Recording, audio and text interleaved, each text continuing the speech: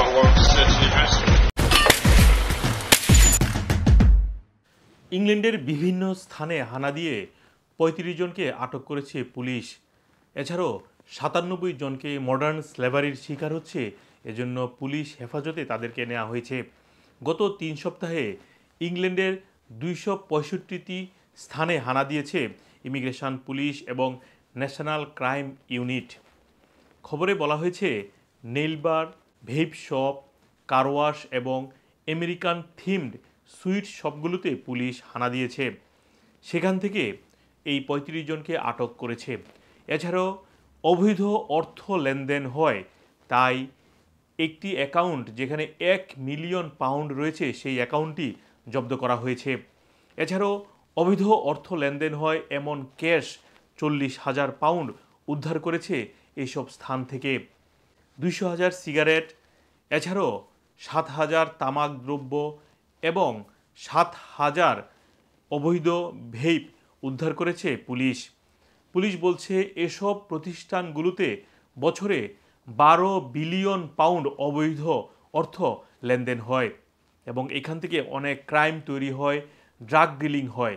তাই এসব জায়গায় পুলিশ হানা দিয়েছে, যেখানে মানি লন্ডারিংয়ের অনেক তথ্য তারা পেয়েছে। এছাড়াও ২টি জায়গায় যেখানে গাঁজার চাষ হয় এরকম ১৫০টি গাছ রয়েছে এমন একটি জায়গাও উদ্ধার করেছে।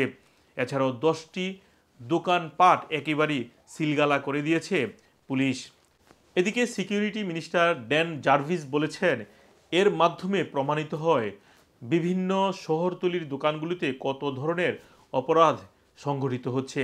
মানি লন্ডারিংয়ের পাশাপাশি হিউম্যান ট্রাফিক এমনকি ড্রাগ ডিলিংয়ের তথ্য পেয়েছে ন্যাশনাল ক্রাইম এজেন্সি।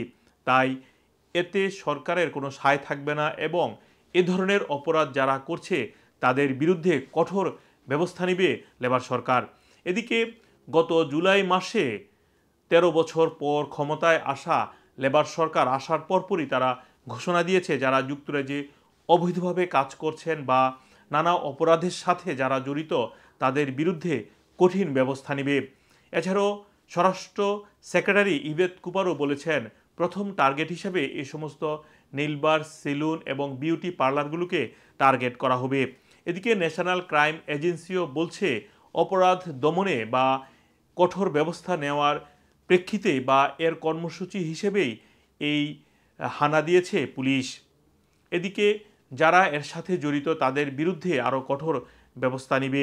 আপনারা জানেন গত কয়েক বছরের তুলনায় এবছর ক্ষমতায় আসার পর সবচেয়ে বেশি বিভিন্ন ব্যবসা প্রতিষ্ঠানে হানা দিচ্ছে ইমিগ্রেশন পুলিশ। পাশাপাশি ন্যাশনাল ক্রাইম এজেন্সিও এই ধরনের অপরাধ দমনে তারা কাজ করে যাচ্ছে। এছাড়াও প্রধানমন্ত্রী কিয়ার স্টারমারও বলেছেন যারা যুক্তরাজ্যে নানা অপরাধের সাথে জড়িত থাকবে তাদের বিরুদ্ধে কঠোর ব্যবস্থা নেবে। মোহাম্মদ আব্দুল হান্নান, 2A নিউজ, যুক্তরাজ্য।